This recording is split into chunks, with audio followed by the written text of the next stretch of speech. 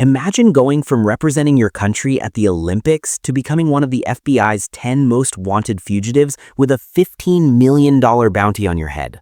Well, folks, that's exactly what happened to Ryan Wedding, a former Canadian snowboarder who traded his Olympic dreams for a life as what authorities are calling a modern-day Pablo Escobar. And just this Friday, after more than a decade on the run, his story finally caught up with him. Let me tell you this insane story. Ryan Wedding was born into a snow sports family in Thunder Bay, Ontario. His grandparents actually owned a small ski area. His dad was a competitive skier in college. His uncle even coached Canada's women's alpine ski team through the 1992 Olympics. This guy learned to ski before he could even walk. When he was 12, his family moved to a Vancouver suburb and he switched from skiing to snowboarding.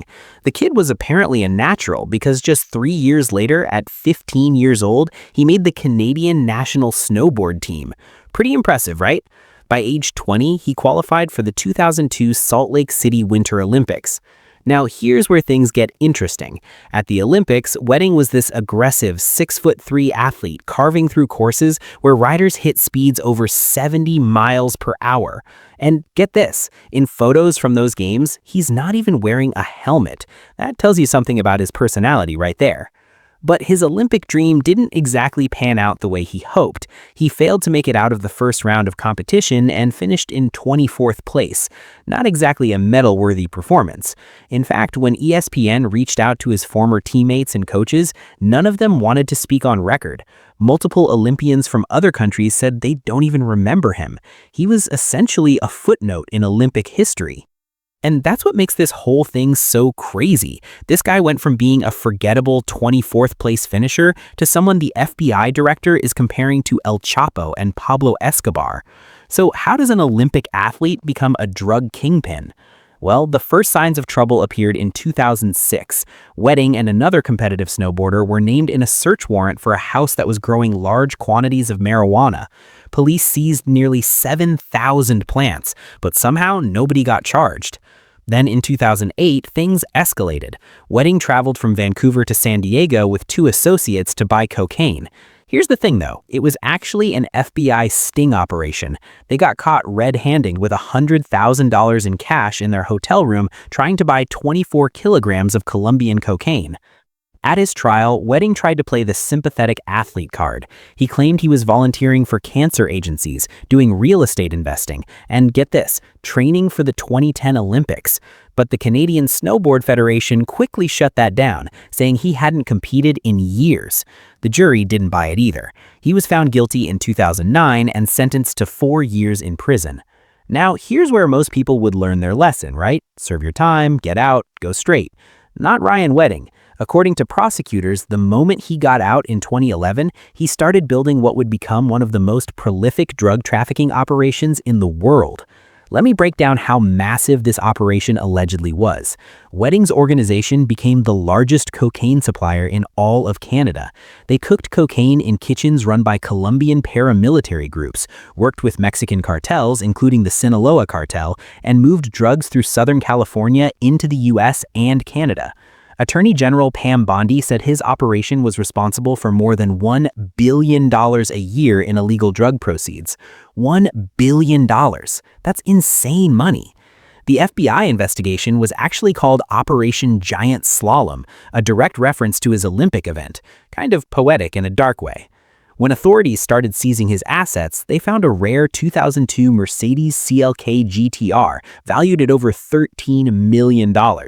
Mexican law enforcement seized dozens of rare motorcycles, mostly Ducatis, worth over $40 million. Some of those bikes were reportedly raced by MotoGP legend Valentino Rossi. They also found expensive artwork, guns, and, interestingly enough, 2 Canadian national snowboarding medals. But here's where this story gets truly dark. Wedding isn't just accused of drug trafficking. He's accused of orchestrating multiple murders. Prosecutors say he ordered the killings of 2 members of a family in Ontario as retaliation for a stolen drug shipment. Tragically, it was apparently a case of mistaken identity. The victims weren't even the intended targets. Wedding's organization was looking for someone they believed had stolen 300 kilos of cocaine from them. There was also an alleged drug trafficker shot in his driveway in Niagara Falls, and another person murdered over a drug debt in May 2024. But the most chilling murder allegedly orchestrated by Wedding was that of Jonathan Acevedo Garcia, a former associate who became a government informant. When prosecutors unsealed the indictment containing details about the informant, a Canadian criminal defense attorney working for Wedding allegedly told him that if the witness were eliminated and couldn't appear in court, the indictment would be dismissed. Wedding allegedly put a $5 million bounty on this man's head. They hired a Canadian crime blogger to post pictures of him online, accusing him of being a rat. Once they tracked him down, they allegedly hired a sex worker from Orlando to lure him to a restaurant in Medellin, Colombia. In exchange, Wedding paid for her cosmetic surgery and mortgage. In January 2025, assassins shot Acevedo Garcia 5 times in the head while he ate lunch at that restaurant. One assassin took a photograph of the body before fleeing. The crime blogger then posted a picture on Instagram with the caption, quote, "Boom, headshot," unquote. He wrote, "The criminal underworld will always find you. The world isn't big enough to hide." Wedding's organization allegedly paid the assassins $500,000 in cryptocurrency. After this brutal murder, the FBI increased the reward for Wedding's capture to $15 million. He was placed on the 10 most wanted list in March 2025. For over a decade, authorities believed he was hiding in Mexico under the protection of the Sinaloa Cartel. Then, this week, after 17 months of intense pursuit, Wedding finally surrendered. According to sources, he turned himself in at the U.S. Embassy in Mexico City after facing mounting pressure that left him unable to continue running. There were apparently negotiations before his surrender, though the specific terms haven't been disclosed.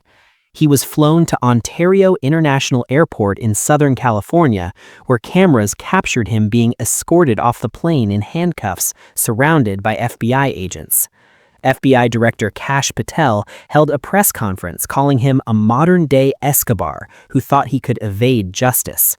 36 people have now been charged in connection with Wedding's organization. This includes the Canadian attorney, the crime blogger, the Orlando sex worker, multiple hitmen, and various couriers. Some have already pled guilty, others are awaiting trial. 2 associates are still being hunted, one believed to be in the Dominican Republic. You know what gets me about this whole story? Ryan Wedding had every opportunity to succeed legitimately. He came from a supportive family with deep roots in snow sports. He made it to the Olympics at 20 years old. Yeah, he finished 24th, but how many people can say they competed at that level? But somewhere along the way, he chose a different path. A path that led to over $1 billion in drug money, multiple deaths, and ultimately his own downfall. If convicted, Wedding faces life in prison. His first court appearance is expected Monday. The FBI says 6 of their top 10 most wanted fugitives have been captured in the past year. Wedding's arrest sends a clear message that no matter how long you run or how powerful your cartel connections are, justice eventually catches up. What do you guys think about this case? Drop your thoughts in the comments below. If you found this video interesting, smash that like button and subscribe for more stories like this. I'll catch you all in the next one.